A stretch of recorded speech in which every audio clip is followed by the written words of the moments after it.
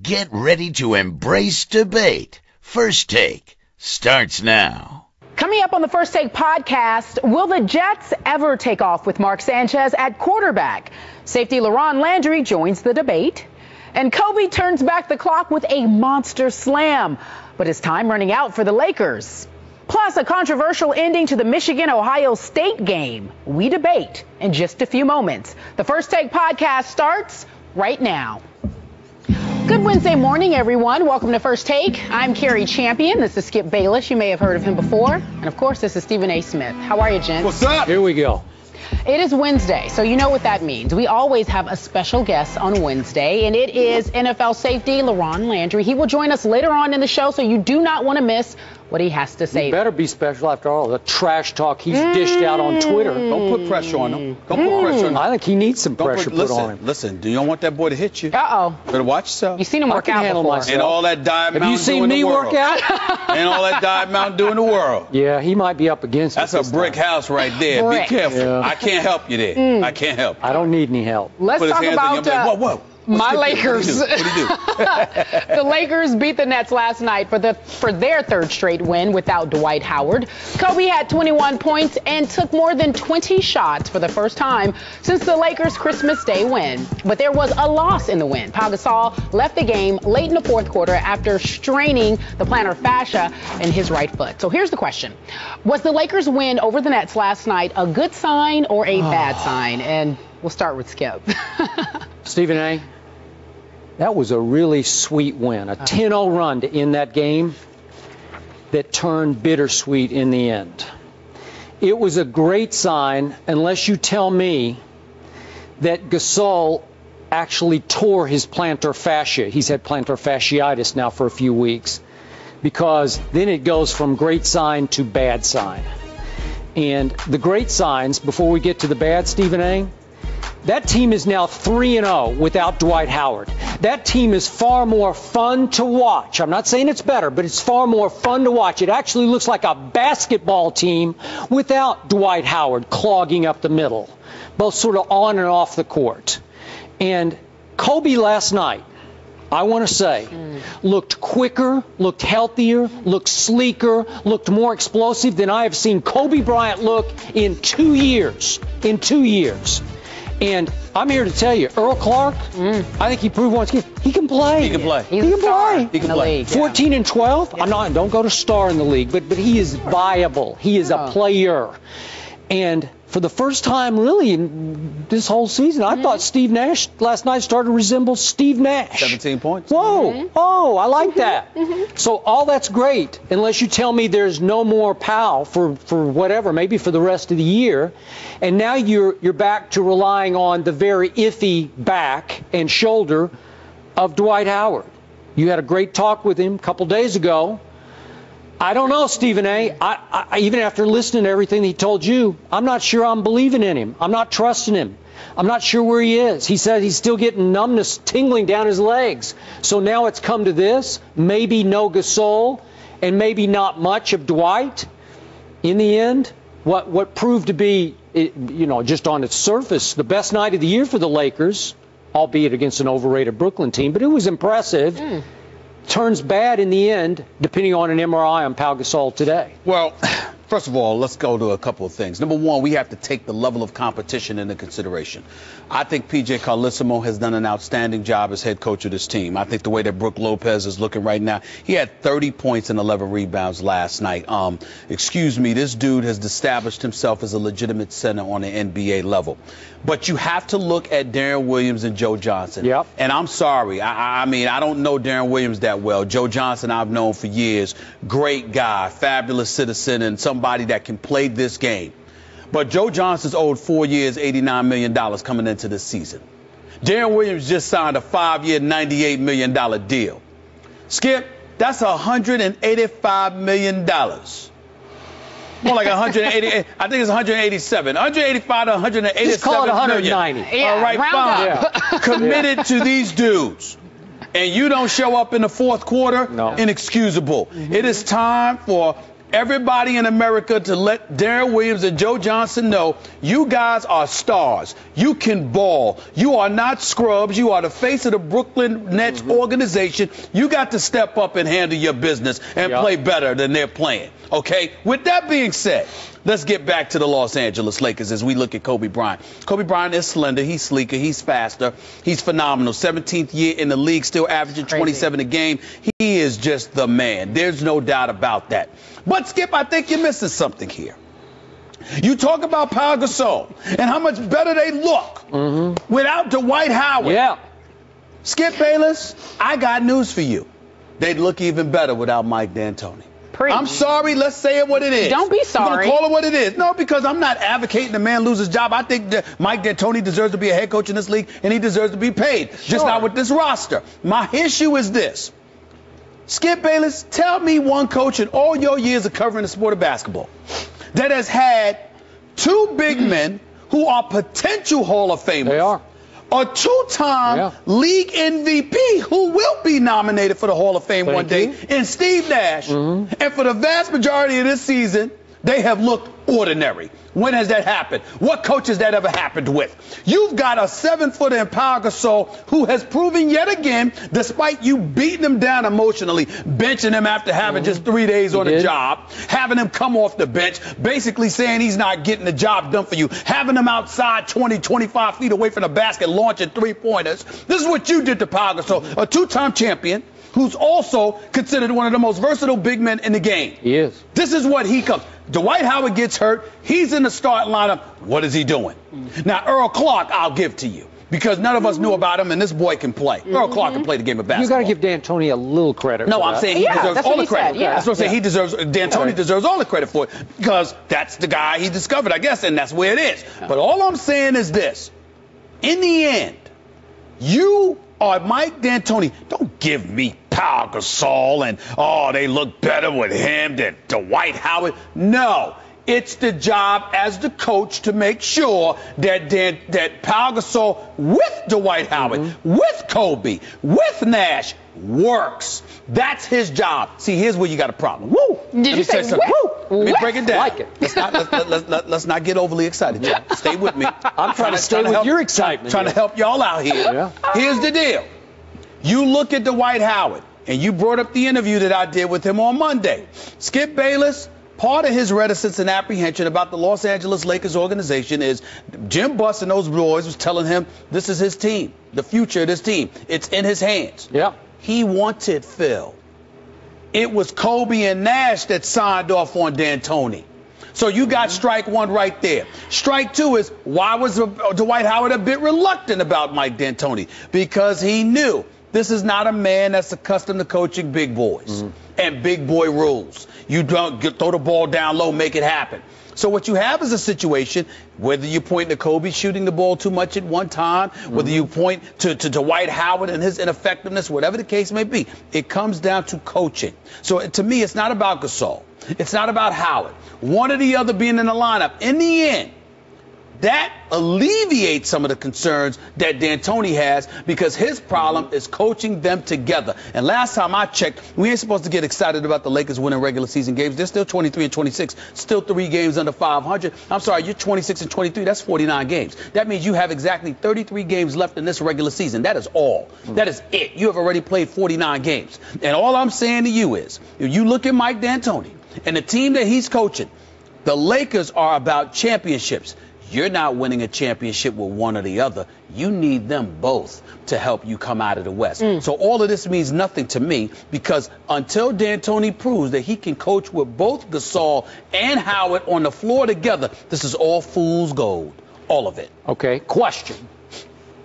Given the fact that Mike D'Antoni is going to be the Lakers coach the rest of this year, I think we all agree with that, right? He's not going anywhere. He's not going anywhere this year. And he doesn't deserve to. He should get fired.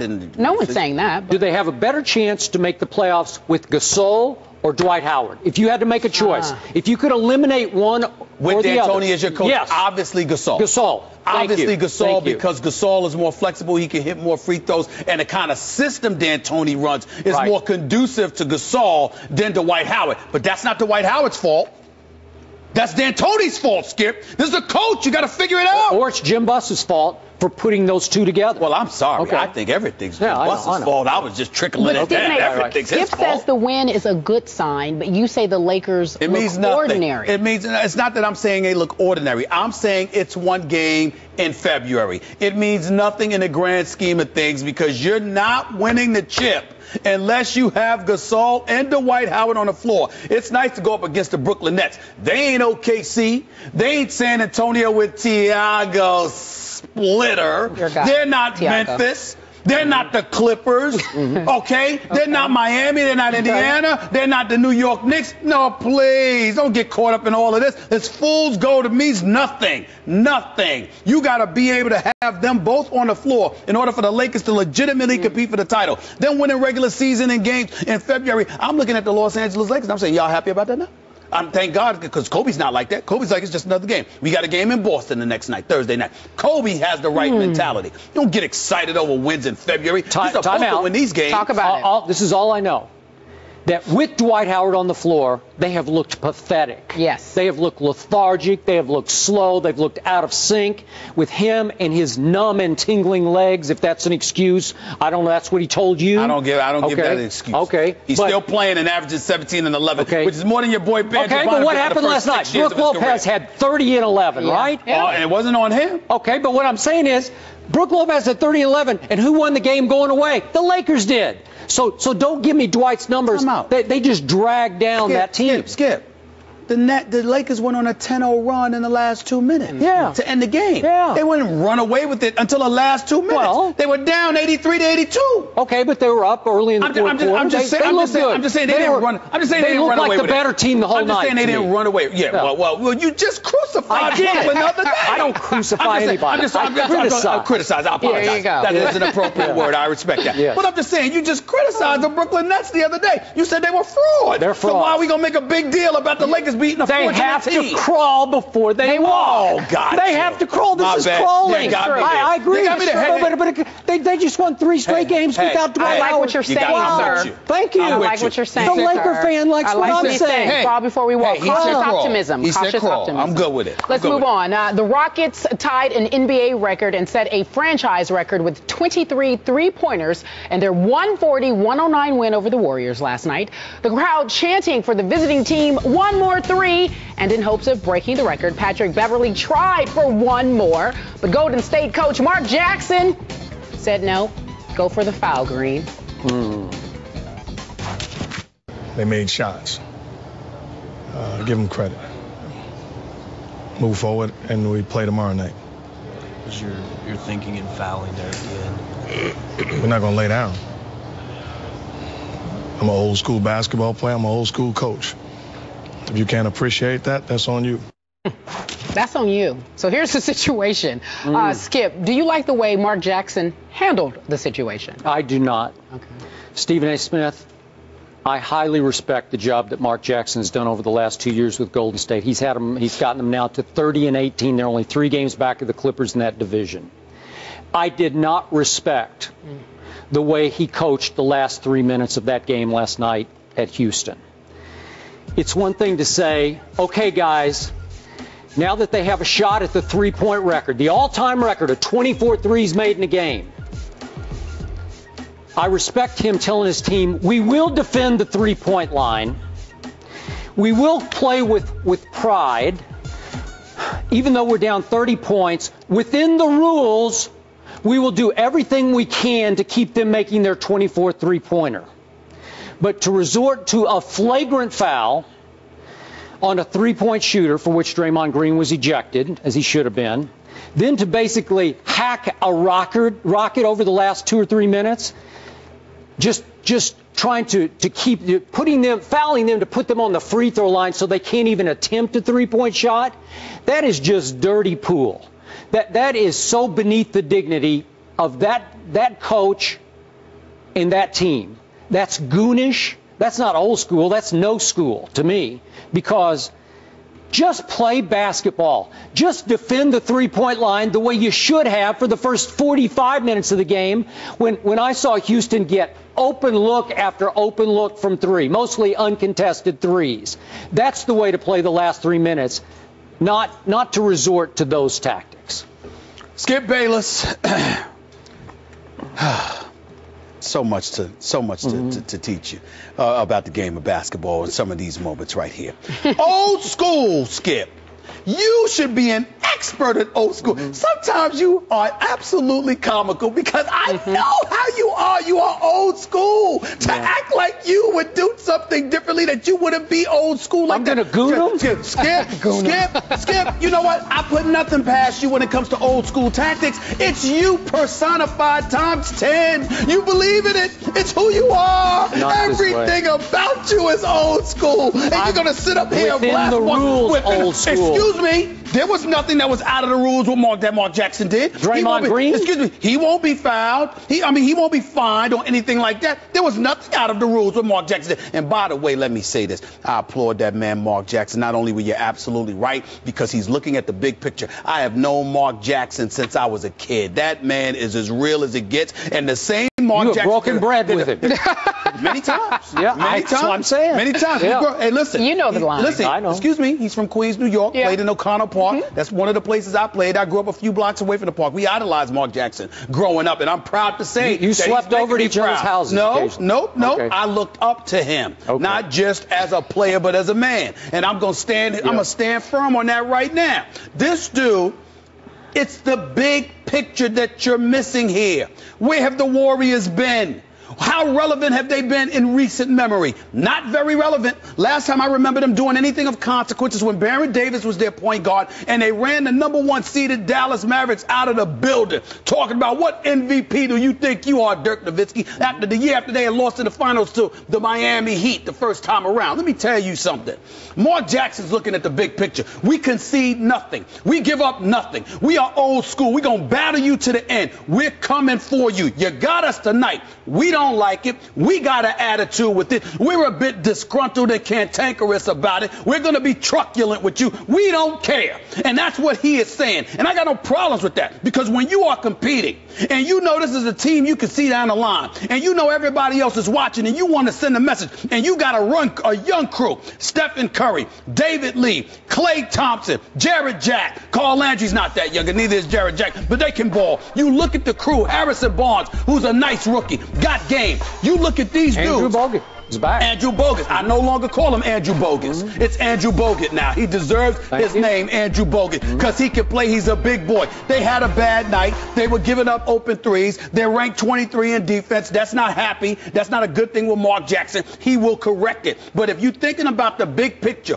you want to let the world know we're a bunch of rough riders. We're coming at you. You got us tonight, but we don't like it. We're going to remember it, and we will see you again. And in the meantime, Kevin McHale, because remember, he got into it with Kevin McHale. They didn't even shake hands or anything after the game. Yeah, I don't like it. I thought some of the stuff you may have done, I don't like it at all. We're coming for you. We are not a joke. We are going to compete every minute, and if we lose, we lose. But this is how we going down. So, and I don't like it. You like hack a rocket at the end of the game. When they inbounded the ball, they would just. It wasn't. Listen. The game was out of reach. Just foul. The game was out of reach. Okay. They knew that they lost. But what you wanted Mark Jackson to do, if you were the Houston crowd or the Houston Rockets, you wanted Mark Jackson to just sit there and suck it up and take his whooping and say, oh, you know what? We're going to sit there and have fun. We dropped 14 threes on you in the first half.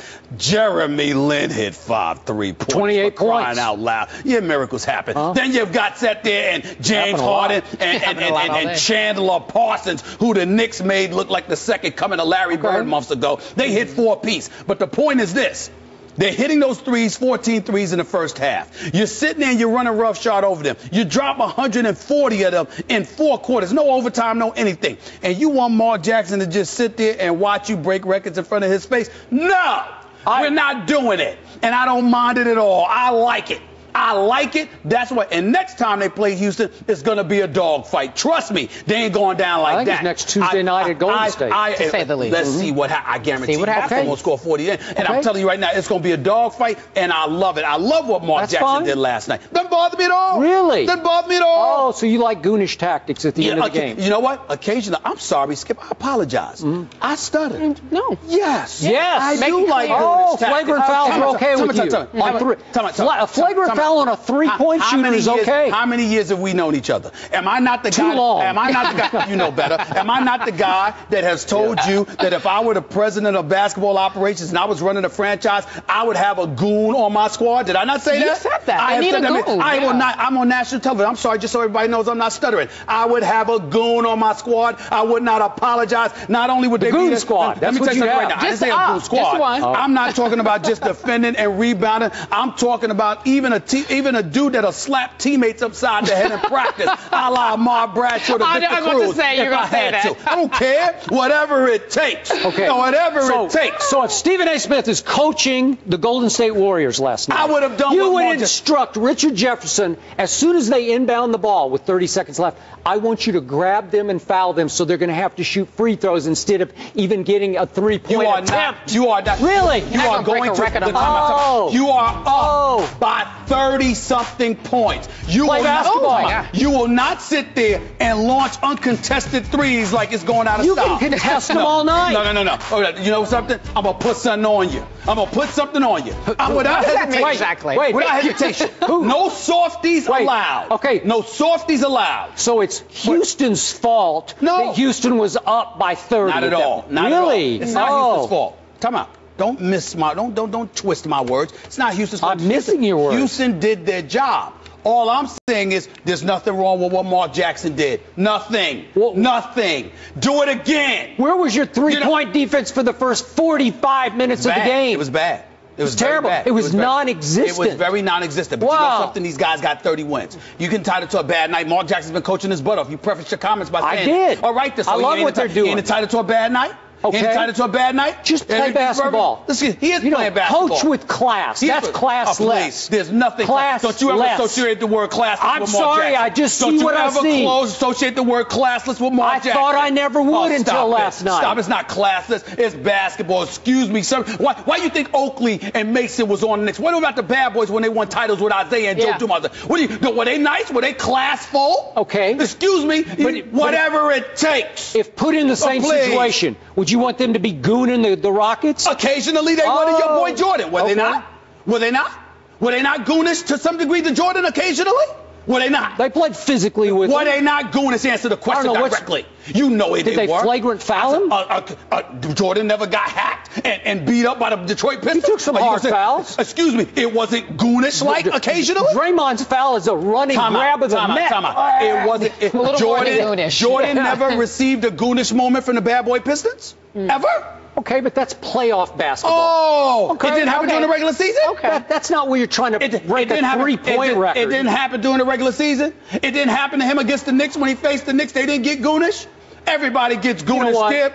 So now you're comparing Michael Jordan versus the Knicks to Golden State at Houston. I am saying to you that in the game of basketball, when you go through those moments, sometimes the bigger picture matters more, where you're trying to send a message. We're not having it. That's what Mark Jackson was doing.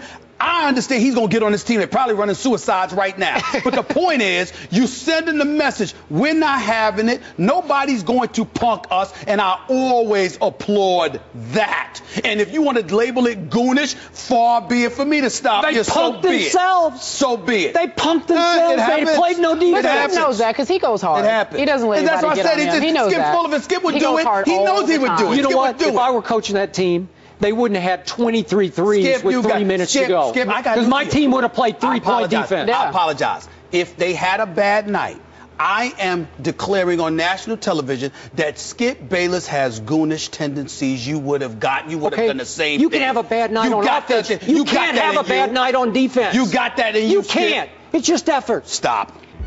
We're going to bring in 2 to 3 candidates. I think we'll know in a week. Much is reported about Rob Bryan, and he's going to come in and interview here. I think within a week we'll have a firm decision on that. And that was Sean Payton on Rob Bryan. Meanwhile, ESPN's Adam Schefter reported last night that the Saints plan to hire the former Cowboys defensive coordinator. So here's the question. Is this a better fit for him than Dallas? And Stephen A., I'll start with you. I would say to you, no, Skip. It's not a better fit. Because if his aspirations are to be a head coach, it ain't happening. I mean, it's just not happening. I mean, with Sean, listen, you're in Dallas, the 2 seasons, you're 8-8. Dallas wasn't a great defense, even though they were much improved this year compared to what they were last year. The Saints are god-awful. Any step in another day, there's only one way to go. And that's there's only one way to go. You can't get worse than the New Orleans Saints were. They were ranked 31st in points, 32nd, dead last in the league in yards allowed. We know what they were against the pass. They were last against the rush, second to last against the pass. They were just god-awful. You can walk into that job, okay, and literally have no knowledge about the sport of football whatsoever and still be an improvement off of what they were last year. They were just that awful. So with that being said, to me, I don't look at it as an ideal situation if he has aspirations for being a head coach. If he wants to just be a coordinator, you're playing with house money because you can't get any worse, okay? But if you get considerably better, in light of the fact that Sean Payton was out for the last year and now he's returned, combined with whatever defensive coordinator he hires who's playing with house money because they're inheriting just a pathetic situation on the defensive side of the ball, there is nowhere to go but up. But Sean Payton would be the one getting all of the credit because he was gone and now he has returned. So as a result of that, if he has aspirations to be a head coach, I would say to you that I don't think it's ideal, and as a result, it's not the ideal situation. It is better than the Cowboys, however. I'll tell you that much. It's a better situation than the Cowboys. How is that? Because he doesn't have to worry about Jerry Jones. Okay, and the Jason Garrett and little love affair they got going on. It's ridiculous, okay, where everybody seems to fall by the wayside but Jason Garrett. And so I can't tell whether or not maybe Rex Ryan and Jason Garrett are twins instead of Rex and Rob Ryan because their situations are identical. Get rid of everybody around them but keep them. They're the head coaches. They're at the core of what the problem is, but they get to stay and the bodies around them fall, okay, because you got Jerry Jones there and Woody Johnson, you know, and acting the way that they act. So to me, the Saints are a better situation for him in light of that reality. It's better than the Cowboys. But if he wants to be a head coach, I don't think it's the great situation for Rob Ryan. Okay, first of all, if he wants to be a head coach, he's going to have to get a haircut. I agree. I'm serious about that. And I'm totally serious. Hold on, let me go one step further. He needs a haircut. He needs a manicure. He needs a pedicure. He needs a stylist. Rob Ryan is really struggling in the looks department. He might need little Weight Watchers for a month or so. Yeah, that's true. You need to clean it up a little bit. Dress it up. Look the part is what you're saying. Come on now. Yeah, okay. Come on now. Now, back to the question. The Dallas situation going into this past regular season was 100 times better than the situation he's in right now. What had they done in the offseason? Jerry Jones has gone out and signed Brandon Carr. Okay. They had drafted Mo Claiborne. Both those are big-time cornerbacks. You have 2 viable shutdown corners. And what happened to the Dallas defense? It got decimated. That wasn't Rob's fault. Injuries everywhere. Start with Sean Lee, who's arguably your most dependable defensive player, your linebacker, the brains of that operation. DeMarcus Ware played, the last 5 or 6 games with one arm because he had a busted shoulder, which he just got fixed. Yep. And you lose Jay Ratliff, you lose Michael Jenkins, you get decimated at the safety position. It was just a shell of itself at the end of the year. Right. Now, when they were when they were healthier, did they stink it up at Seattle and against Chicago on that Monday night game at home? Yes, they did. That's why he paid with losing his job. But now he winds up coaching a defense that set the all-time NFL record for most yards allowed last year. All-time. It wasn't just the worst defense last year. You can argue historically, just in yards allowed, the worst ever. They are strapped against the cap. Mainly because, or somewhat because of Drew Brees' money. We keep talking about it. Yeah. He got a ton. They're probably, and this isn't a done deal, it looks like they're going to have to cut Jonathan Vilma just for cap reasons. And he's an aging player. Came back, you remember, mid-year last year. We talked about it. A man I owed an apology to. Okay, that's fine. But now they're in a little bit of a rebuild mode. And I don't envy him this. This is a rough one now. Now, you can say the sky's the limit, that any success he has next year with that defense will look good on his resume, considering the debacle that was Dallas last year. But I don't love this one for him. For the Saints? For Rob. Let me tell you something right now. I do. Because the one thing we've learned about the New Orleans Saints is that they go where Sean Payton goes. They go where Sean Payton takes him. We knew that he was a hell of a coach prior to all of this. But now that they have performed the way they performed without him, looking at how lost they were without him, there is no question in my mind that it's an upgrade, because you have to take into consideration, Skip, that sometimes your offense is the biggest assistance to your defense. It's something that we'll talk about with Laron Landry when he gets up here, because certainly he didn't have that to his benefit. As pathetic and anemic and horrendous as the Jets' offense was, and Rex Ryan throwing the defense out to dry, leaving them to hang out and dry the way that he did. Certainly, when you look at the New Orleans Saints, if Sean Payton's there, your offense is more prolific. If your offense is more prolific, it puts even less pressure on the defense, and that will assist as well as Rob Ryan's presence and arrival in the Big Easy. So, to me, it stands out in that regard, and I'm going to assume that it's going to be to his benefit. It's just that if you have aspirations of being a head coach, you need to just a whole maker. You need to lose weight, you need to change your wardrobe, need to get a haircut. But at the same time, you also need to understand that you're walking into a situation where Sean Payton, no matter what transpires, is going to get a boatload of the credit, no matter what. If this thing works out and turns around, and I have no doubt that it will with their personnel, Sean Payton's going to get credit for that. Okay. But by the way, bottom line, I think Rob would make a great head coach.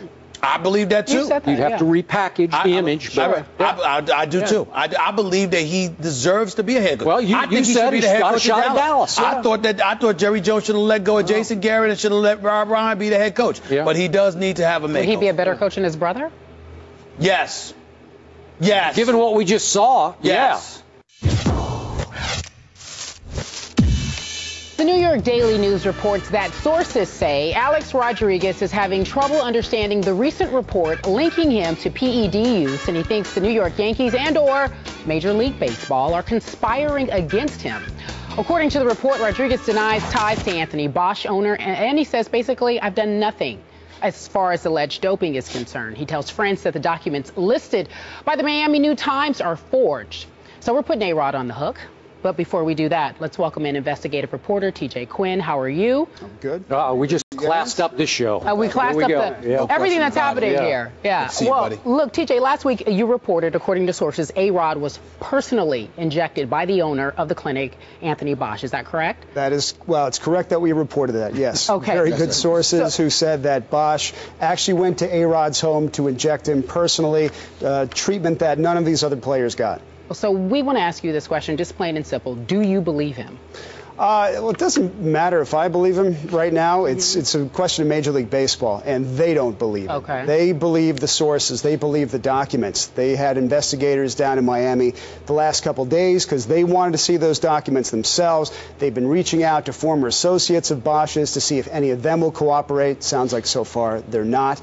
But no, they don't buy the story. Yeah, that's why I was getting ready to ask you. How specifically do you know that the Major League Baseball does not buy it? I understand that they're investigating it, that they're looking into it, but how do you know they're not buying whatever Arod's explanation is? Without giving too much away, I've talked to a number of people who know, people they've talked to, and based on the questions that they're asking, based on the approach they take, based on the characterization I've got from officials, they don't buy it. They think the documents are real.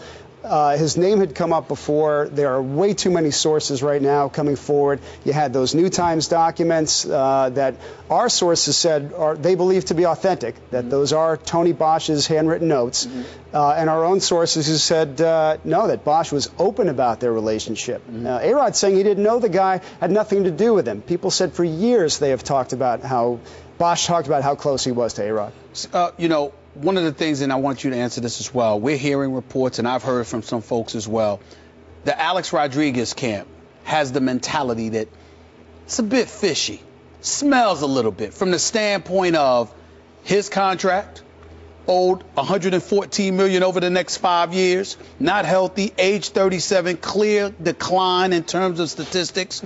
You look at the Yankees potentially trying to get out of the contract. You look at Major League Baseball and how you have a commissioner in Bud Selig who runs the sport, and as far as I'm concerned, his record is pretty stellar. But at the same time, look at what Braun and how he's involved in all of this, and how somehow, some way, the mentality is he's a bit protected to some degree, and Bud Selig's connection to the Milwaukee Brewers because he was the owner of the franchise, even when he was the commissioner. What do you make of all of that? That people, you know, those folks that are saying this is a bit fishy, bit coincidental, more than a coincidence that everybody seems to be aiming their eye in the direction of an Alex Rodriguez. Well, say to that? people love a great conspiracy, don't they? But I know where we got our information, and I know that Major League Baseball and the Yankees weren't peddling it. And based on where we got our information, there's no conspiracy. Got it. But I'll tell you this, the opportunity was there for the Yankees to say, okay, let's see if we can put some pressure on this guy. If he were still putting up 40 home runs, 120 RBIs a year, there might be a very different, sound coming out of the Bronx right now.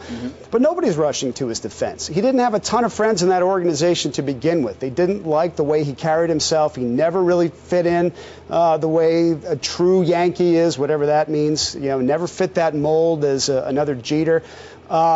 So, yet they still threw $275 million at him. Because he was putting up those numbers, absolutely. But then he wasn't doing it in the postseason, and then he's getting hurt. So all of a sudden, very few defenders in there. But the idea that this is somehow a conspiracy from baseball or the Yankees is just silly. And especially coming from him, he's got to address his connection to Bosch. He said there is none. Instead, what we're getting is secondhand conspiracy theories that don't address those basic facts.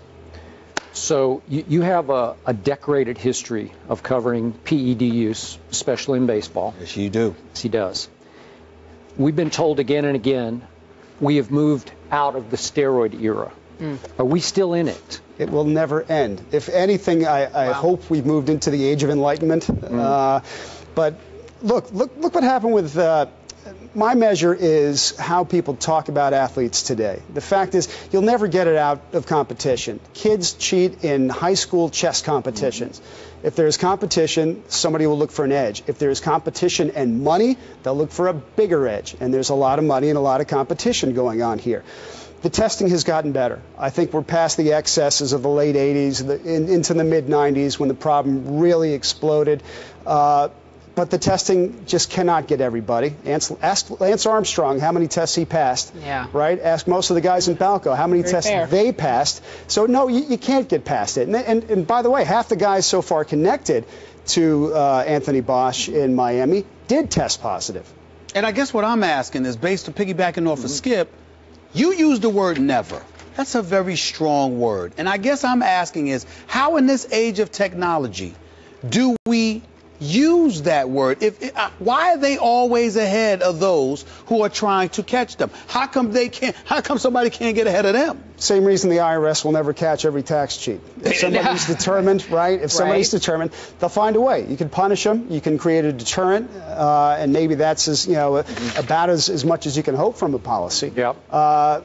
Never. Maybe the science someday is perfect. I don't know, but people are awfully creative. Last question: what do you think is going to happen with Arod now that all of this is going to come out? I mean, what do you see? It's going to depend on whether or not law enforcement gets involved, because right now they are not. Baseball wants them to be. Arod cannot be compelled to talk, and the New Times documents, these handwritten notes that allegedly belong to Tony Bosch, if baseball get those, that's not enough to punish him. You need somebody to swear an affidavit to those notes. Tony Bosch himself would have to come forward and say, yes, I will testify that's the case. And until they have that or some more, another witness, some more official documents, you can't punish the guy. So they want the DEA in there to try to force somebody to cooperate. Last quick question on Arod. Baseball is for the first time going to test blood tests for HGH this year, randomly through the year. Were you told that when he was injected from your sources, was it HGH or was it also steroids or testosterone? Or? We were told both. That it was HGH and testosterone and other performance anabolics. Okay. I'm not sure specifically what the drugs were. I know a lot of other Bosch patients were getting a fast-acting testosterone. It's supposed to clear your system quickly. Okay. Obviously, didn't clear quickly enough for everybody. You also said that Arod, you can't compel him to talk. If Arod does an interview, if he talks, are you saying that's to his detriment, essentially? Because if he talks, then that's something that could be used against him? Yeah, anything he says can and will be used against him. Yeah, so that's why he's not talking. Okay, well, Stephen A., you mentioned Braun, so let's talk about that. Former MLB MVP Ryan Braun's name is listed in the records of the Miami area clinic alleged to have given PEDs to several baseball players. 3 of the biogenesis clinic records obtained by Yahoo Sports show Braun's name, unlike the players named by the Miami New Times. However, Braun's name is not listed next to any specific PEDs. Braun issued this statement. Let's take a look. During the course of preparing for my successful appeal last year, my attorneys who were previously familiar with Tony Bosch used him as a consultant. More specifically, he answered questions about TE ratio and possibilities of tampering with samples. There was a dispute over compensation for Bosch's work, which is why my lawyer and I are listed under monies owed and not on any other list. I have nothing to hide and have never had any other relationship with Bosch. I will fully cooperate with any inquiry into this matter. So here's the question, based on everything that you've been reporting and know, to your sources, tell us the situation with Braun. Is he truly affiliated or not affiliated? Is there some gray area with this? Well, the fact that he admitted he used him as a consultant, I mean, as objectively and professionally as I can say it, is astonishing. Okay. I mean, the idea that Ryan Braun, with all his money and his resources, would go to Tony Bosch, a guy who, first of all, let's start with the fact that, how about his credentials? The guy doesn't have a medical degree, doesn't have a medical license, tells people he's a doctor.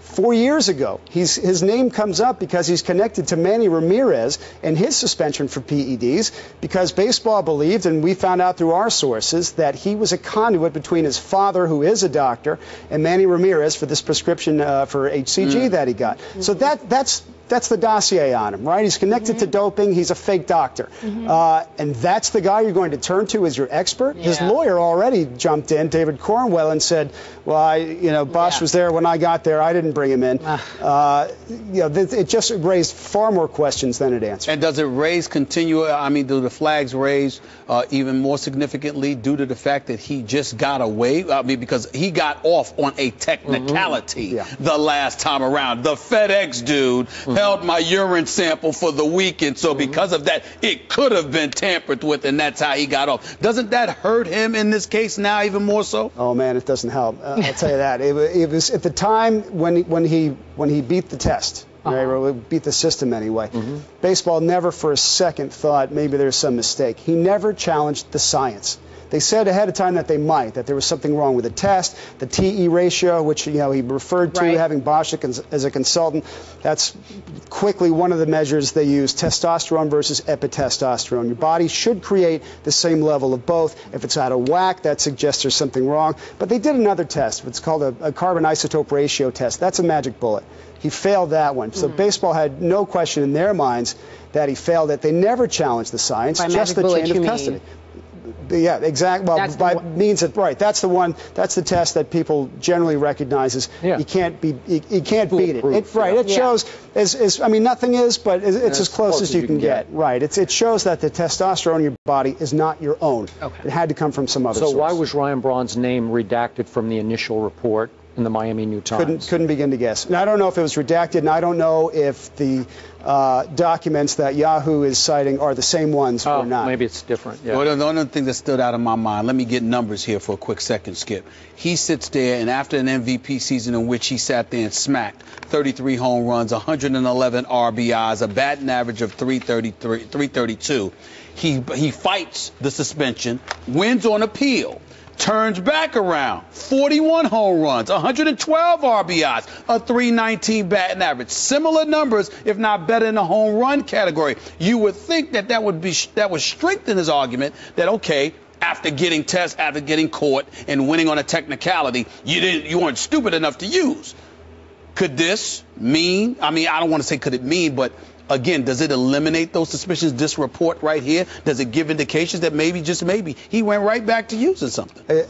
I've seen nothing that connects him to drug use from that clinic. And the sources, well, let me try to clarify that a bit. Tony Bosch has been around a long time. This clinic we're talking about, Biogenesis, only went into existence in March, really started operating in April. I've had nothing from our sources, Mike Fish, who I'm working with on this, for ESPN.com. We've had nobody tell us that Braun was connected to him during that period of time. These documents that were found are connected to this clinic and suggest, the question about the money, not drug use. What I try to avoid is that trap of, well, if he passed the test, he's clean. If he failed the test, he's always dirty. Look, maybe he was just dirty that day. I don't know. But there was something in his blood or in his urine, and baseball was able to come up with a test that was pretty solid. Is the fact that he had a great season somehow proof that he was clean or that he was dirty? It's not. Some guys are great athletes, put up great numbers. Maybe he got unlucky that day. Maybe he kept doping. But what we see is that people do some phenomenally stupid things, and it's tough to apply logic. Take a guy like Lance Armstrong. Take Arod. Why would he continue to be involved? You can't explain it. Wow.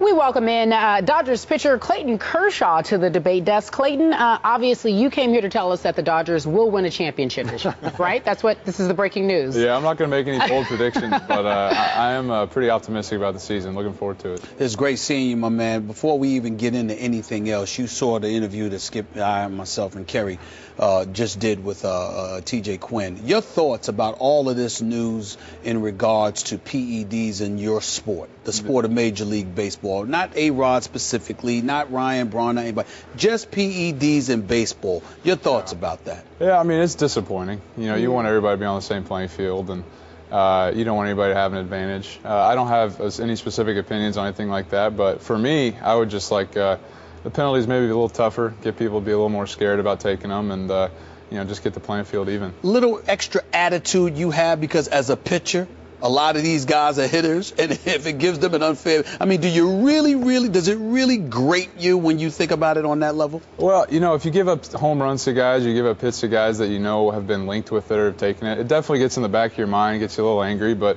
I think the same thing can be said about a hitter. If a pitcher's taking it, throwing 104 miles an hour by or something like that, it works both ways. Got it. So how much do you now look in the batter's box occasionally and wonder if? I don't ever wonder if, I wait till it comes out. If you start speculating, you could probably do it with everybody in baseball. So, for me, I just, wait till it comes out and then, make my assessments based on that. Okay, you got to ask him about Magic. It's your baby. Listen. Yeah. I don't call Magic, like the Lakers. I call him L.A. He is L.A. as far as I'm concerned. Now, I never heard Magic in all the years I've known him. I never heard him talk about baseball until recently. Exactly. But I got news for you. He's made some noise. How are the Dodgers? My boy Matt Kemp, too. Tell him I said, what's up, big boy? How's my man Matt? How you guys? Another name. Well, I love Matt Kemp, man. I love Matt Kemp. I like his choices, too. But that's a story for another day. Yeah. The point is, you look at Magic associated with the Los Angeles Dodgers. What did y'all feel like when y'all first learned that news? It's awesome.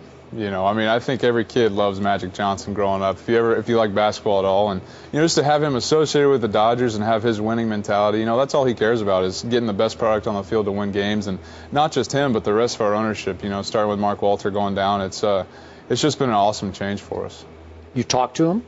Yeah, we got to talk to him. Obviously when he came around, he gave us all a jersey when he first got there, and then this offseason he came and called us, a few of us, and I got to talk to him on the phone, which.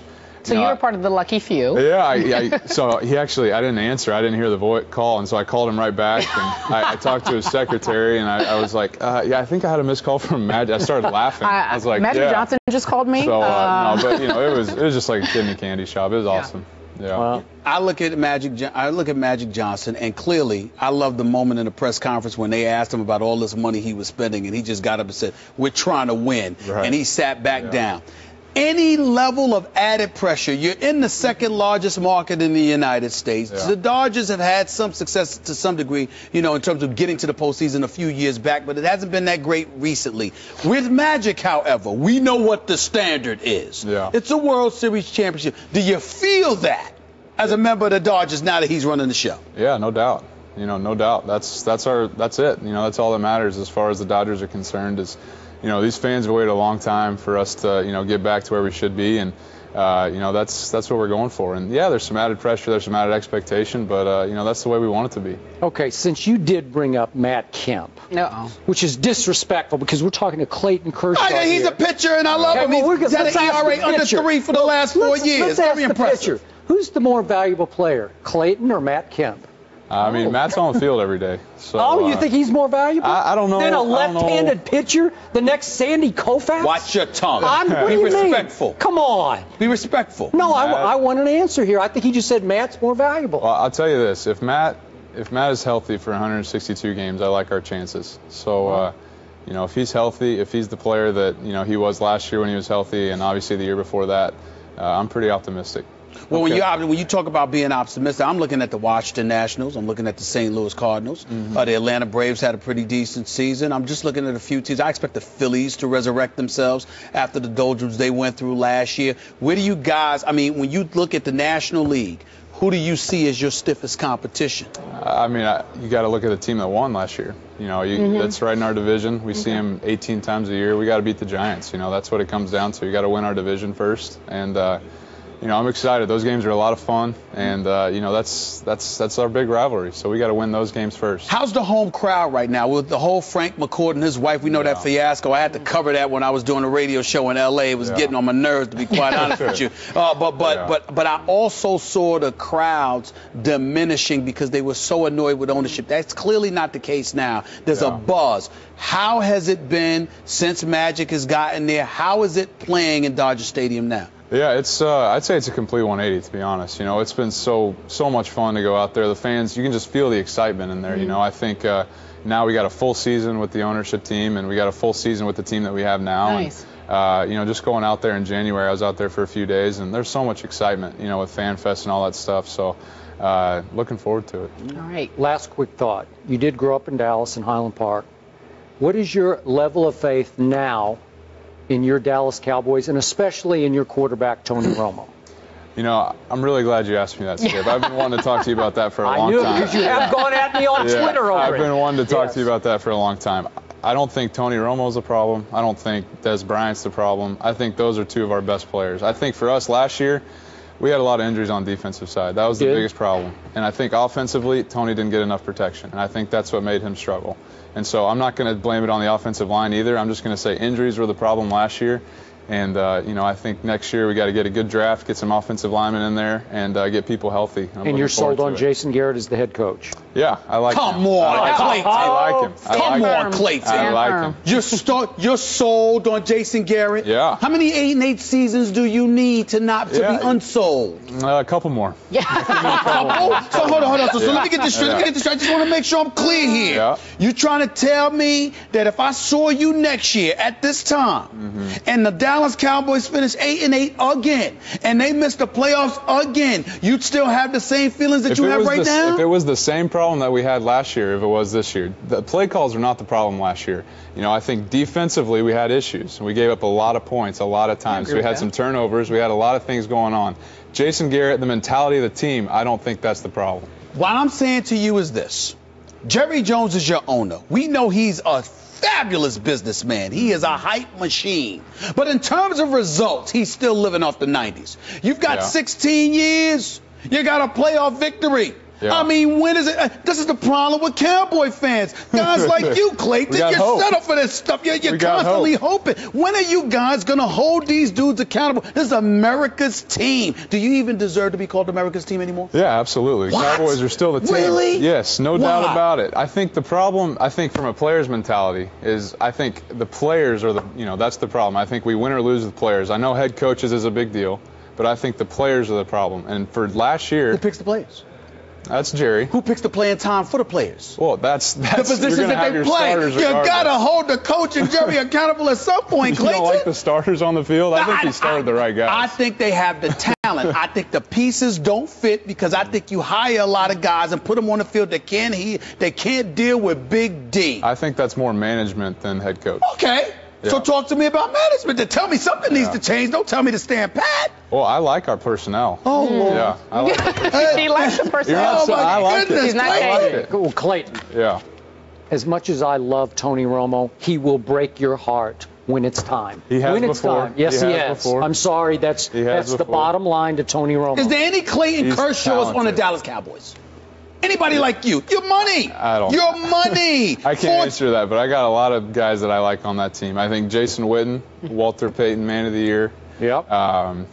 I like DeMarco Murray when he's healthy. Great player. I do too. Des Bryant, obviously off the field's got some issues, but what a talent. And he showed it the last couple games of last year. I'm talking to you about an 8-8 record 2 years in a row. I can't argue that. And you give me Man of the Year. I can't argue That's what you give me, Man of the Year? That's what you asked me. Come on, man. All right. Okay. Clayton Kershaw, All right. it has been a pleasure. I see you're like Skip Bayless. You love hard. Stand firm. I appreciate it. Well, it is Wednesday, so you know what that means. We have a very special guest. He is Pro Bowl safety, 6-year veteran. He's played for the Redskins, now with the Jets. We welcome in Laron Landry. How are you? Welcome. Doing great. How y'all doing? No, don't beat him up, okay?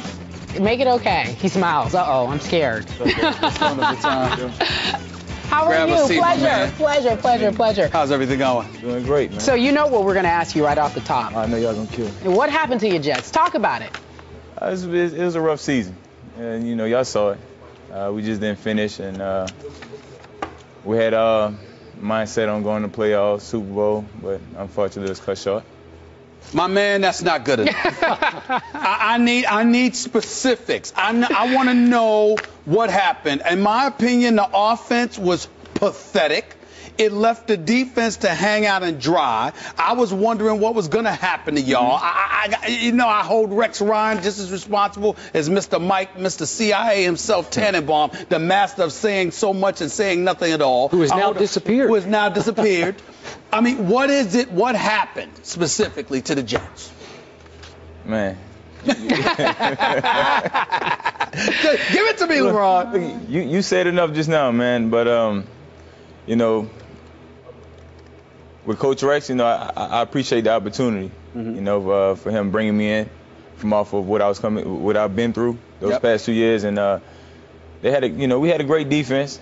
You know, offense struggled a little. A little.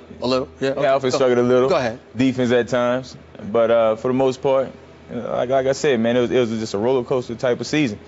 You know, we had envisions of going to the playoff that just wasn't met. The circus-type atmosphere that existed with the New York Jets. I mean, there's Barnum and Bailey, and then there's just the Jets. Okay, they were a circus. What did you attribute the circus atmosphere to? That's accusations, man. Exaggeration. It wasn't that big of a circus. Okay. You know, we stayed together tight as a family, as a unit, and we picked each other up when we was down. We know what each other's made up. You know how we were built.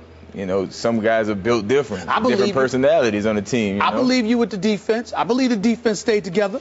I believe the defense were a unit, but offense too. Offense too. But like I said, it's different types of leaders, different type of personalities on the offense. Different, you know, compared to the defense. Go ahead, Skip. I'm just enjoying listening to him stonewall you. You did nothing over there. Listen, I'm not gonna listen. All I can do is ask the questions now. I'm not about to make him answer. Let's qualify this man's position. I know. This man is currently a free agent, right? You have some aspirations to return to the Jets. Is that fair? That's still a possibility. That's on the table. So you have to be somewhat careful with what you say. But we do need to address the two quarterbacks you had on the team last year. And let's start with the first one, your starter. Right. Did Mark Sanchez fail last year in part because of Tim Tebow's presence? I don't think so. Not at all. I mean, in every position you're going to have depth. In every position you're going to have a competitor behind you who want to start. So if the pressure was on, I mean, he wouldn't have been a starter. Did he crumble under that pressure? Because it was big ringmaster kind of pressure from Rex. What happened last year? I mean, the year before last. Did they go to playoffs? No, and he had a bad year. Exactly. With nobody behind him. See, here's my problem, LeBron. And it's not with you, but with any member of the New York Jets, y'all, no matter who I talk to, y'all try to act like last year was normal. Training camp was, I know that, I understand that, but training camp, you had the media covering training camp every day. So clearly last year was different, and we all know why, because Tim Tebow was in the house. So with Tim Tebow being there, that wasn't a distraction for y'all? No distraction whatsoever? Zero? I can't speak for everybody. Okay. For me, no, not at all. And as far as Tebow being an addition to the Jets, to our team, he's a winner. You know, he's a competitor and he wants to win. Preach. You know, exactly. So, how did you feel about him not being the starting quarterback? Did you guys in that locker room feel at some point in time he should have been the starter the way things were going? You know, this being a member of the defense, one of the leaders of the defense, we control what we can control. no matter if we go and if the offense is going 3 and out, we still got to be on the field. If our opponent don't score, they don't win. So that's the approach we took. And we had to be offensive players as well and put points on the board. And that's our approach that we took. Now, we rose up. But is that not a problem? If the defense goes into a game thinking you got to score in order to help the offense, because the offense, you're basically saying that you didn't have faith that the offense would help itself. If that's what you want to look at it as, I look at it like this. You can either be good or you can be great. And then our defense just had to be great. Okay, I like where he was headed. It's good. I know you do. You cut him off when he started out. He's a winner, Tim Tebow. He's a gamer. He's a baller. He's a playmaker. And not to take away from Mark at all. Okay, but surely he's a playoff quarterback as well. But surely 5-6 games in, Laron Landry sat back one Wednesday and said, you know what? This team would be better off if we gave Tim a shot, just a shot to start a game, see if it would turn around. Is that fair to say? I mean, certain days I went into the office thinking like, man, who's going to be up? Which quarterback's going to be up? How we going to prepare for this week? Because we've been through a tug of 3 different quarterbacks, including McElroy. And then he came in and won a ball game. Then the following week we went back to Sanchez. That's just our respect, our will to win with Sanchez. We gave him that starting job at the beginning of the season, and we stuck with him. Let's get down to the nitty-gritty. Because I think we're dancing. Let's get down to the nitty-gritty here. If you resign with the New York Jets, come on, and next season arrives and they tell you that Mark Sanchez is your starting quarterback, how you gonna feel? Oh boy.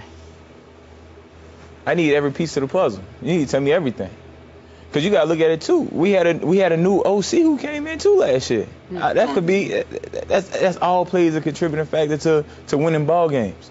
Tony Sperano, the offensive coordinator. That's a very good point. He had to go. He definitely had to go. But you have faith in Mark Sanchez? That's a way of saying it? Man, I got faith in whoever they have at quarterback. Oh, Lord. Okay. Back to Tebow. Really? Just being honest, man. Hold on. You making me want to suit up right now just talking about it. Honestly. Okay. How badly did your previous coach, the offensive coordinator, misuse or underuse Tim Tebow last year? Okay. I thought it was going to be a little bit more.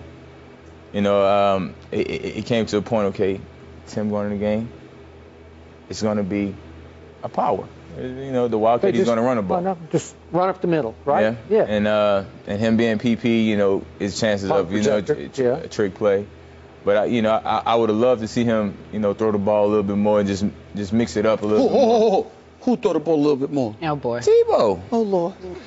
I mean, when he came, listen. Let him speak. Let him finish. When he came in the game, what y'all thought? It's gonna be a run, right? Yeah. Every time. Yeah. What happened in that Monday night game? Remember the pass to the new kid you just signed? Hit him right in the face mask on the deep ball. It's the only deep ball he threw all year. Hit him right in the face mask. What's that face? What is that? Does it mean anything? I'm just listening. I mean, okay. It was worse than that. We had a lot of far the worst games than that. So we just had to rise to our occasion, man. B, I know you're going to hang out with us for a little bit, but before we let you go, here's the real question. Did you see that tattoo on Rex Ryan's arm? Is it legit or is it fake? What? Don't act like you don't know about this tattoo. I don't know. He doesn't know anything about it. You've never seen it? Honestly, I don't even be looking at the man's body like that. Okay. I'm just curious. Explain. I want to know about it. All right, never mind. Tell me. I want to know about it. It was a tattoo that they saw him. It was all over the papers because he was on vacation in the Bahamas and had a tattoo on his arm with a Mark Sanchez jersey. And it looked like the figure was Tebowing. Yeah, you've never seen it. It's not something that we'll forget it. Forget it. All right. I'm gonna have to hit Coach Rex up about him, ask him personally. Because we want to know if it's true. I want to know. It's important, I think, to make sure that he's recognized and for all the accomplishments that he's achieved in our organization, especially. He's very dear to many of our fans still, and the things that he's done for the Packers on the field, you can never take that away. So as the face of the franchise, I felt like it was important that I take a leadership role in that, and just let the fans know, let Brett know, and that let's move forward. Let's heal things up and let's move forward. Let's move forward. Aaron Rodgers and Brett Favre shared the stage over the weekend when they presented the Comeback Player of the Year award to Peyton Manning at the NFL Honors Ceremony. So what do you make of this? Is it all good now, Stephen A? I guess so. They're grown men. I was happy and sick about it all in the same time. On one hand, I totally agree with a human being that I have a lot of admiration for in Peyton Manning. I just consider him class personified, and when I saw him accept his Comeback Player of the Year award, and he talked about how good it was for football to see Aaron Rodgers and Brett Favre up on the stage together, he was absolutely right. And in all seriousness, I'm not shoving that aside. I'm not taking that for granted. I do believe Aaron Rodgers did the right thing because I do believe it's important to move forward. And I get that, and I'm all about that because moving back ain't going to get you anywhere, all right? It just impedes your progress, and I understand that. So in that regard, I side with Aaron Rodgers totally. What annoys me, however, is how he had to take the leadership role. What annoys me, however, is that we constantly talk about moving forward. I believe that part of moving forward is accepting accountability about what happened before. I don't think Brett Favre ever stands up and does that. I have been on the record. I don't care how critical I am of Brett Favre. I'm not blind. I understand that he's one of the greatest quarterbacks in NFL history. He may not have been in my top 5, but that's only because of the 336 interceptions. I understand what he did, what he accomplished. He's a Super Bowl champion. He was a warrior. He went out there, toughened it out, careers, consecutive starts. Brett Favre is the man. He is an iconic football player, a Hall of Famer, and a tribute to the NFL profession. I know that in all seriousness, all joking aside. I know this about Brett Favre. My problem is two things. Number one, it's always somebody else's fault with this guy. He was the one, no matter how you slice it, how he treated Aaron Rodgers was less than classy, okay? But what really rakes my nerves when it comes to Brett Favre, the prima donna tendencies, the numerous retirements and unretirements, the expectations for people to coddle to him in his every need and his every whim. You understand? And if anybody else had done that, white or black, they would have got called on the carpet for it. Forget black athletes, the T.O.s, the Ocho Cinco's, other like. If Tom Brady conducted himself the way that Brett Favre conducted himself, the retiring and the unretiring, the inability to make up his mind, to showing up to training camp when he wanted to, not making up his mind, holding off on surgeries until, right before the summer, knowing that would lead to him missing parts, if not all of training camp, throwing aside the chemistry and the cohesiveness that was needed. Remember, it was not his last season in Minnesota that was sublime. It was the season before that when he had 33 touchdowns, 7 interceptions, a 102 quarterback rating, getting the Minnesota Vikings to the NFC Championship game. It was after that he waited and prolonged having surgery and then procrastinated before deciding to come into training camp. I know he didn't have the receivers ultimately that he expected to have. I get all of that. But the point is, in terms of leadership, in terms of being a shining example of how to conduct yourself as a professional, those first 15 years of his career, as stellar as they were on every level, were tainted and tarnished by prima donna-like tendencies in my mind over the last 5 years of his career. And on far too many occasions, I think we see other people stepping up, acknowledging his greatness rather than him acknowledging it may have been advisable for him to conduct himself a little bit better in the end. That's all I'm saying. So in the beginning, you're saying it was far more Brett Favre's fault than it was Aaron Rodgers' fault. Yes. That Brett started it. Yes. Right? Yes. Okay, first point of order. When he's retiring, unretiring, the man was 40 years old. I mean, I truly believe he didn't know whether he wanted to play. And they went down there, they sent a contingent down to Hattiesburg to talk him into coming back to the Vikings. It wasn't one season, Skip. Okay? It was the last 5. It was the same old story. Okay, but he's 38, 39, 40 years of age. And then how can you blame him for missing part of camp when he has an MVP season at age 40? That's unheard of. We will never see that again in this league, the kind of year he had when he was 40. Okay, here's the point. Who has now revealed himself to be at least the prima donna, the diva that Brett Favre was? Aaron Rodgers has. We have now seen the light because Aaron Rodgers is proving to be as defensive and thin-skinned as any star in sports. It's always something. He did Always it to me. something like what? 60 Minutes did a whole piece based on this, how thin-skinned Aaron Rodgers is. I watched it. Yeah. He's got sensitivity to somebody saying he's short in person. Some poor fan. He's going off on some poor fan. He didn't go off on them. He said that wasn't nice and turned away. That's all he did. Please. You act like he went into a tirade. This is a 50-50 blame share. No way. Yes, it is. No way. So what I find very interesting is the why of this. Why now?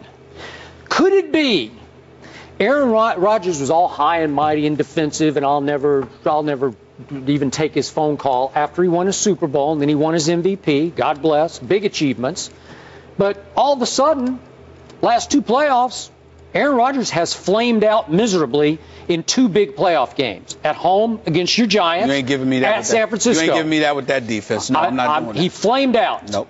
And I'm not even going to count the Joe Webb game. That was like Minnesota forfeited that game when Christian Ponder couldn't go and Joe Webb got thrown to the Wolves. I pondered the thought of him as a quarterback. Yeah, I'll ponder the thought of Joe Webb having no chance in that game. That was some of the most pathetic first-half quarterback play in a playoff game I have ever seen. No disrespect to Joe because he just got thrown to the Wolves. Right. But the point is, Aaron Rodgers doesn't have much resume here lately. He's got 2 big playoff losses, so maybe it humbled him a little bit. Maybe he was a little more open, more receptive to say, you know what, let's forgive and forget. I should honor and respect my elder a little bit here. I should respect the Green Bay legacy a little bit here.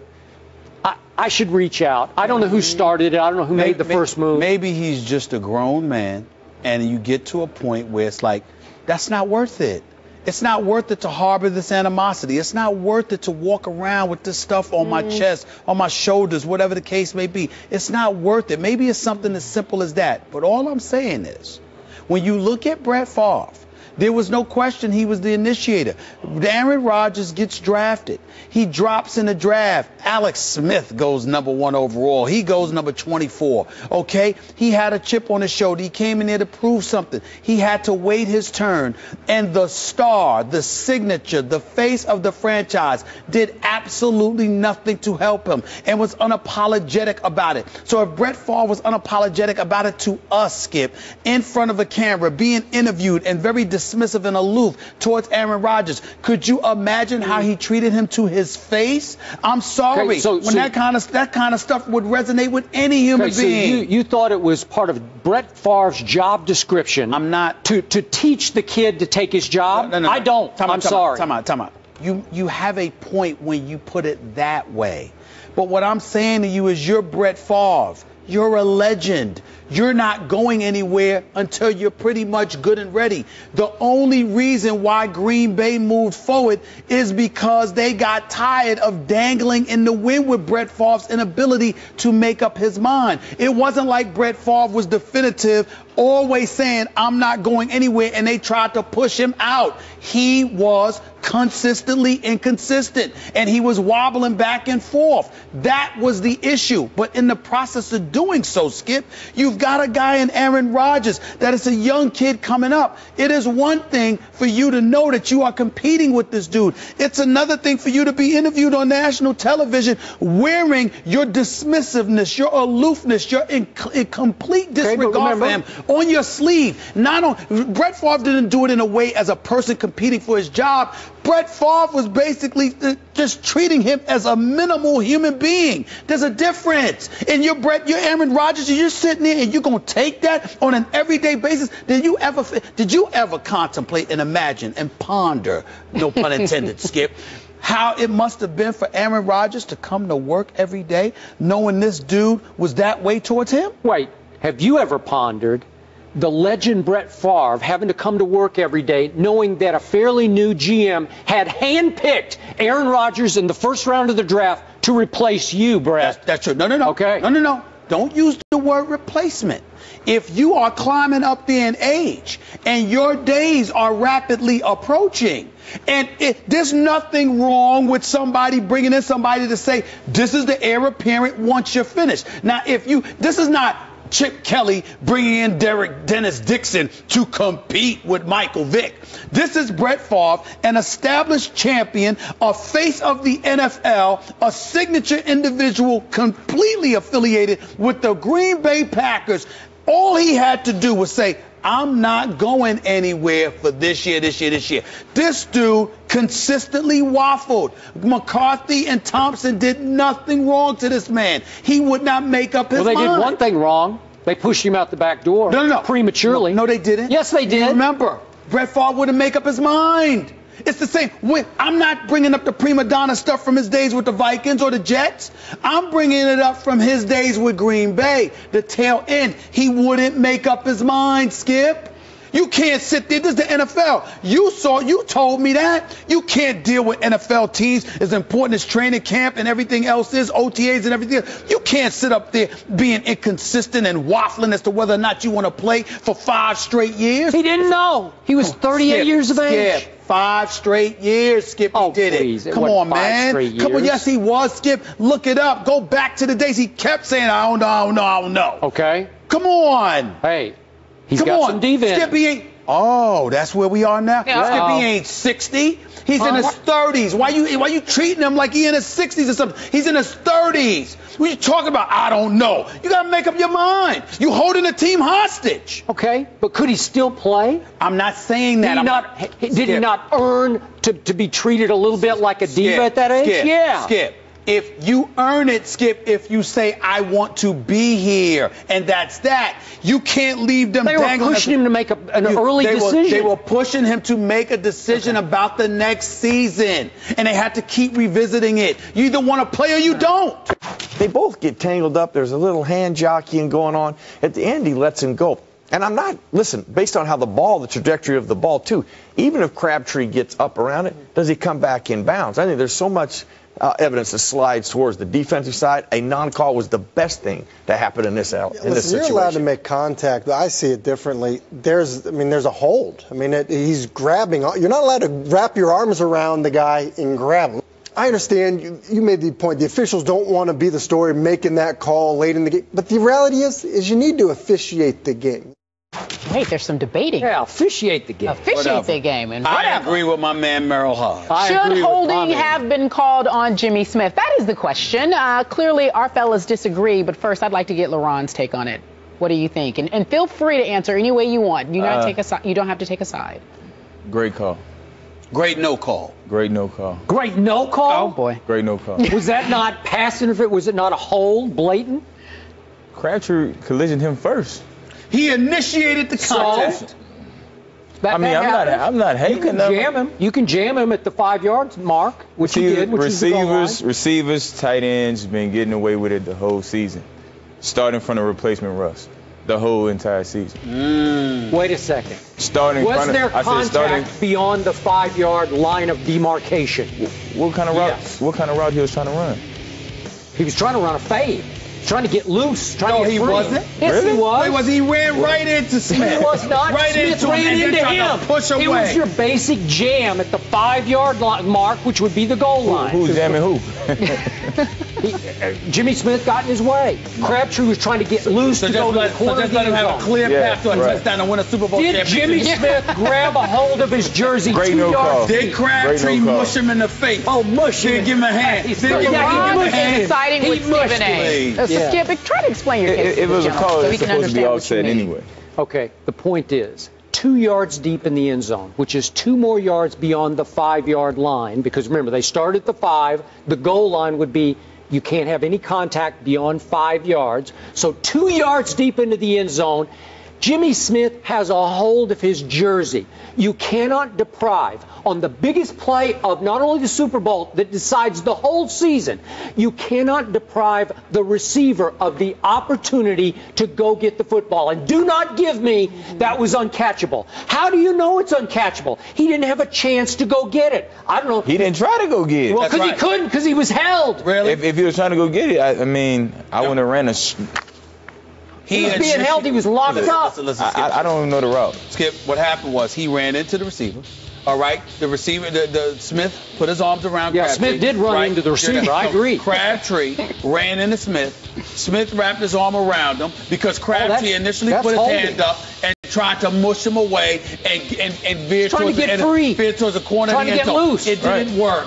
It didn't work, and yet so that's how you like your Super Bowl decided by an egregious non-call? Here's what I do know. Here's what I do know. The last 2 Super Bowls you picked, you claim robbery. Please. That's what I'm saying. You claim robbery. And listen, we're all wrong. It's no big deal because you're usually right. I didn't claim it. Half the world claimed it. You're usually right, but you were wrong in this one. But I noticed how you used the word robbery constantly. Well, that's robbery. Listen, this was a sad moment for the National Football League. No, the sad moment was the blackout. Oh, that was sad. Yeah. The sad moment was the blackout. I got a question. For a defensive back, by the letter of the law, was that not defensive holding? Not at all. Did he not have a hold of his jersey? Man, as a defender, the way he played it, I would have sat on it too. If he want to run into me and collision me, I'm going to hold my ground too. I'm not going to move out the way. Him first. No, that's the whole point. Crabtree initiated contact. Crabtree's trying to fade. No, he didn't. No, he didn't. Crabtree initiated the contact. Oh, please. That's what happened. Initiated the contact. You know, what are you supposed to do? Anything else? Protect the defensive back. I guess he might have stemmed his route too late or something. How about that? Yeah. How about that? How about that? Anytime anybody else, if it's anybody else, if it was one of your picks, you'd sit there and say, "Listen, don't give me letter of the law. I don't want to hear that. Don't give me that." This was a sad day for the National Football League. Let me tell you, didn't look sad in Baltimore yesterday. Didn't look sad in Baltimore yesterday. That was a parade. Yeah, because they stole the Super Bowl. You call whatever you want. Yeah, tainted ring. They're elite 30 seconds left on the clock, fellas. Tainted ring. They're elite thieves. That's all. It's no big deal. Yeah, anybody who's objective about this knows that was a horrible non-call. I am very objective. Yeah, because you picked the Ravens. Yeah, there you go. I'm very objective. I know Crabtree initiated the contact. That's the way it goes. He should have ran a better route. Period. Yeah. We're down to the last 10 seconds. You guys don't want to route. Come on, knows Skip. What time it is, man. You need to win this one, There's no Skip. way I'm going to win this. Why not? There's no way I'm going to win it because everybody loves Ray Lewis. They want Ray to get his ring, even though it's tainted. You wanted Ray to get his ring. I'm fine with it. I just didn't want him to steal the ring. The votes are in. Who won? I don't want the belt. Go ahead. It's for Laron. He'll look better in it. There you go. Since you're in agreement with Stephen A. Yeah. I can keep it? Yes. Yeah. You actually have to put it on. That's one of the rules. Like if you could just stand up and put it on right now. I might need some help. By the way, you don't have to put it on right now. I might need some help. By the way, you know that Skip's got the Washington Redskins, your former team, second best option for a Super Bowl. How you feeling about that? Next year. How you feeling about how life's going on? How you gonna predict that so early? I don't. You played with Brian Orakpo. He's back. You played with Carricker, didn't you? He's back. They're gonna keep Orakpo? I think so. Possibly. That's the I thought so. I thought they was gonna keep me too. After my injury. You saying you're as good as Orakpo? Huh? Are you saying you're as good as Orakpo? That's what he's asking. Oh man. What kind of question that is to ask a competitor? All right. Okay. That's fair. I tell you this much though. I tell you this much. I got an idea. I kind of believe you would have been better in that commercial. I know that. I would agree with Laron that. Landry, good luck in your career. Thank you so much for joining us. It's been a pleasure. Appreciate it. Do you want to Laroning with him? You want to do your muscle or arm wrestle? He got it. He got it. Of course. He looks. Look at this look. Yeah. I'm a competitor, man. Michigan escaped with a 76-74 win over Ohio State in overtime last night, but it wasn't without controversy. Glenn Robinson III was fouled and made one of 2 free throws for Michigan with 7.6 seconds left, but could have been called for a flagrant foul. Then Ohio State has one last chance, but Aaron Craft is blocked by Trey Burke. But again, no foul called there. Foul was called there. So, do you have a problem with the way the game was officiated? And I'll start with Skip. Stephen A., the refs blew both of these calls. Let's take the first one first. Aaron Kraft's foul on Glenn Robinson III was clearly, blatantly flagrant. I agree. Yeah, he went up around the head. He was frustrated. He'd gotten a shot blocked. And you have to give 2 shots and the ball, which would have virtually ended the game in favor of Michigan. The refs had about 5 minutes to look at it, then discuss it, and I think they were afraid to just give Michigan the game, even though the game was at Michigan. So you got to admire their courage to say, let's make it a contest. So they made it a contest, and he missed the 1 free throw, and here comes Aaron Kraft basically dribbling the length of the floor, and he gets by one man, and he starts to go up, and here comes Hardaway's kid over, and it's pretty clear that he hacks him. It's a foul, and he needs to be shooting 2 free throws to, what would that have been, to tie the game at the end of the game with no time left. And they just swallowed their whistles again and looked the other way, and you can say fair is fair, and I say foul is foul. They missed them both. It was body contact. I agree with you on the first call. I don't disagree. I don't agree with you on the second call. Foul? I think that was a great no call. Now they just showed the tweet. LeBron James clearly agrees with you. He always agrees with you. Thank you, LeBron. Thank you. I needed you. So be it. I needed your help. Your brilliance. I disagree with both of y'all, and we all know how LeBron feels about his Ohio teams. My condolences. Let me say this. Aaron Kraft, that dude can play some defense. He can. I am very, very impressed with him, but I got to admit to you, Skip, let me say here on national television, I'm in love with Michigan, boy. I love Tim Hardaway III. I mean, I love this dude. 5 3-pointers straight second half. I mean, he was on the money. Burke is no joke. And I got to listen, I got to give love to Glenn Robinson III. I agree. You understand? I didn't have the greatest relationship with the big dog, his father, Glenn Robinson. But that man could play some ball, and he was a big-time player for Purdue. And then in the NBA. He could play in the offensive end. That's right. In the offensive end. And his son can ball. I'm going to be here. First of all, I'm very, very proud of what I'm seeing in this conference because to me, Indiana, Ohio State, Michigan, 2 of those 3 teams are making the Final Four. It wouldn't surprise me at all. Let me put it out there. I don't mean to put pressure on them, but Tim Hardaway III, that's a bad boy. Burke is a bad boy. Glenn Robinson, the whole crew. I love these guys. Michigan might win the national title. I'm saying it. I'm going to put it out there. I hope that Dickie V doesn't lose his mind. I hope that my boy Jay Billis doesn't go berserk. I'm hoping all of them, Digger Phelps and the crew. But I'm telling you right now, I'm sitting here today. I can't take my eyes off Michigan. I'm watching these boys, and I find myself rooting for them. I'm excited because Indiana's no joke either, and Creed, fabulous job, doing a great job at Indiana, and I understand all of that. And I know they beat Michigan this past weekend in a tight 4 count, but I'm just telling you, there's something about Michigan. There's something about Michigan, and I don't care about who cares about let them play. But Michigan, let them play, unleash. I'm telling you, Michigan is going to the Final Four, and I believe that as long as you keep your head straight, don't get a big head because you hear me saying this about you on national TV. Stay focused. But if you stay focused, I believe that the Michigan Wolverines will revisit Fab Five type hype, and they're going to go to the Final Four and possibly win the national championship. I'm telling you. Quick thought from my man LeBron James. Thank you for having my back, LeBron. I love you.